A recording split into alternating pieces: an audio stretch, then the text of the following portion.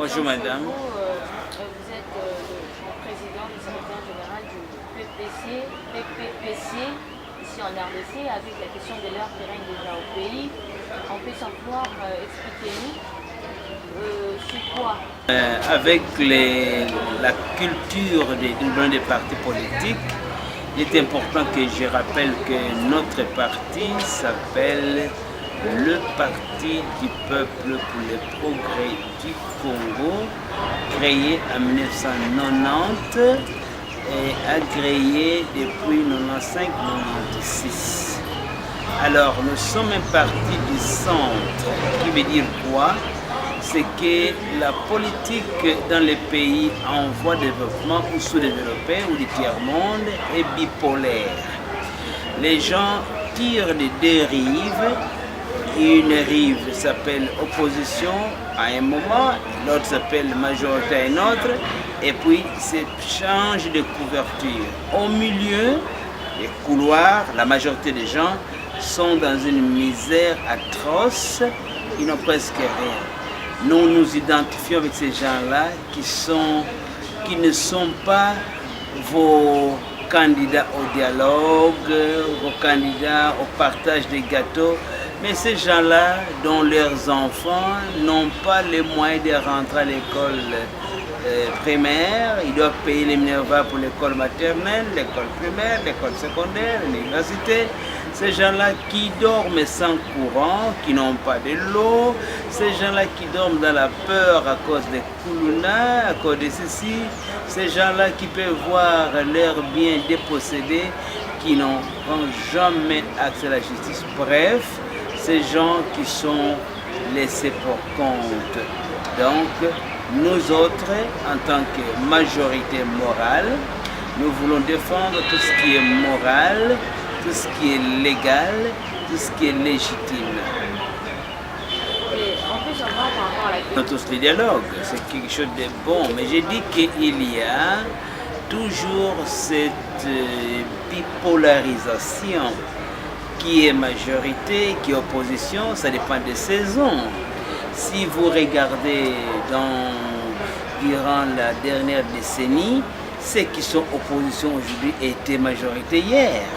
Si vous regardez, même parfois, quelques jours après, on devient. Donc pour le moment, nous défendons la légitimité. Vous savez que nous avons déjà payé de l'argent pour les députés provinciaux. Qui est le député provincial? C'est lui qui nomme le gouverneur pour administrer nos provinces.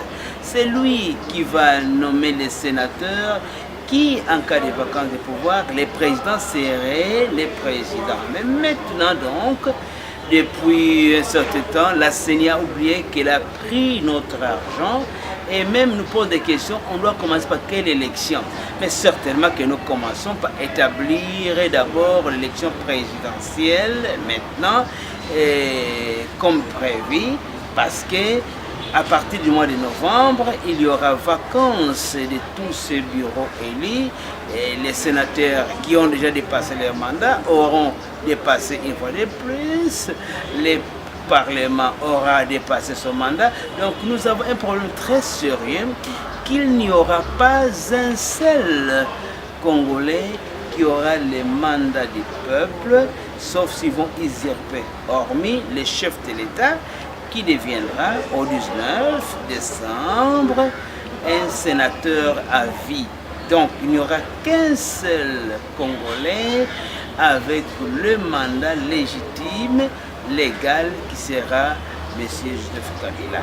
Donc c'est tellement sérieux qu'on ne peut pas se demander maintenant, on va commencer où?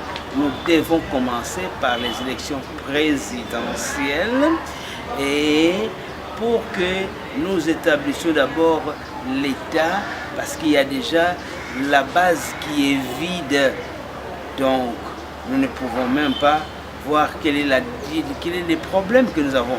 Deuxièmement, les conditions que nous donne la CENI sont toutes les conditions qui ne tiennent pas debout. C'est comme si, par manque de pudeur, quelqu'un a violé, 3 personnes ont violé une femme, parce que c'est de cela qu'il s'agit. Et la première, on amène la personne devant le juge. Le juge veut demander qui était les plus beaux. Bon, vous avez les premiers cas, c'est les cas de gens qui disent que nous allons avec un fichier que nous disons tous par consensus corrompu. Les élections, c'est l'arithmétique simple. Aller avec un fichier corrompu dans un pays post-guerre, c'est vraiment chercher à noyer son chien. Le deuxième et les troisième options qu'on nous donne n'ont même pas le temps d'être débattus parce que les deux violent la Constitution et non les dialogues, même si tous les politiciens de la République se réunissaient au stade des martyrs avec pas seulement Oden Kodjo, mais même avec les secrétaires généraux des Nations Unies, ils ne peuvent pas, eux, changer la Constitution, ce n'est pas le mécanisme. Il y a une procédure et un processus quand il faut modifier ou changer la Constitution. Donc, débattre qu'on peut avoir les élections après les délais, c'est oxymoron. Chancelier, je vous en prie, en fait, à vous attendre à parler, c'était comme si vous êtes vraiment contre par rapport à ce que la CENI fait, le gouvernement et votre façon de fond, je ne sais pas. Pour remédier à tout ça, qu'est-ce que vous pouvez donner en un mot, être prêt, qu'est-ce que vous pouvez donner, dire comme remède pour sauver cette situation du pays? Les solutions que donne la CENI ne sont pas seulement immorales, mais elles sont illégales et illégitimes. Pour arriver à remédier au problème, il nous faut trois choses. La première, nous devons utiliser nos jeunes gens. Moi, je pense que le Congo est limité à trois niveaux d'organisation structurelle.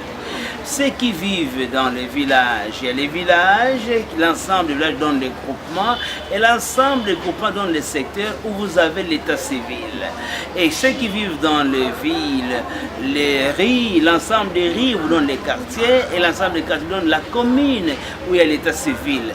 Vous voulez avoir un pays qui est en pleine révolution de la modernité. L'état civil n'existe pas. Vous ne voyez pas que c'est une dichotomie, ça ne marche pas la tête. Donc la première chose que nous devons faire, il nous faut un état civil où nous devons savoir qui sont les Congolais, surtout avec les frontières poreuses que nous avons pour les faire. Donc, deuxième chose, il faut ne plus parler à nos enfants des milliards, des milliards, des milliards, des milliards. On n'a que des milliards. Donnons 50 millions à nos enfants, c'est-à-dire dans chaque groupement, nous choisissons 3 enfants.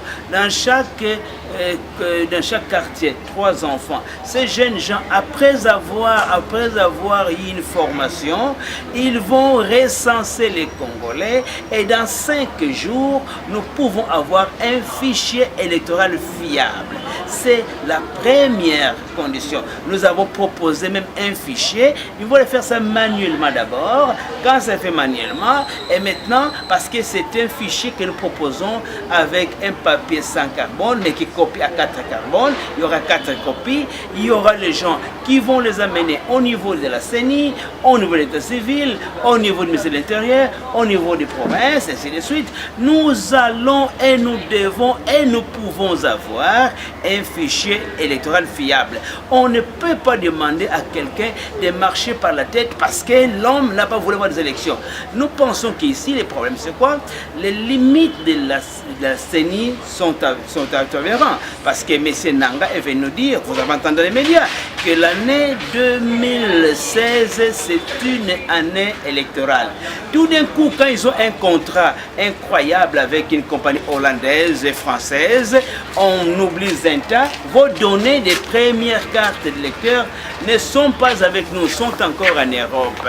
Donc, à mon avis, il nous faut d'abord établir l'état civil et immédiatement, je reprends que dans 5 jours, en payant nos enfants $1000, ces enfants-là sont là disponibles. Dans chaque groupement, il y a des enfants qui peuvent le faire. Dans chaque quartier, il y a des enfants qui peuvent le faire. Ce qui manque maintenant, c'est qu'on ne veut pas que nos enfants qui peuvent contribuer participent. Nous allons appeler tout le monde. Cette fois-ci, nous allons faire une plaidoirie pour les enfants, pour que nos jeunes gens participent participe à la réflexion et à la résolution du problème du Congo.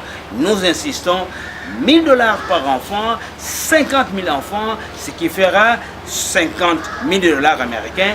Nous pouvons avoir un fichier électoral fiable dans plus tard 5 jours après formation. Merci, José. C'est moi qui vous remercie, qui bénisse les Congo.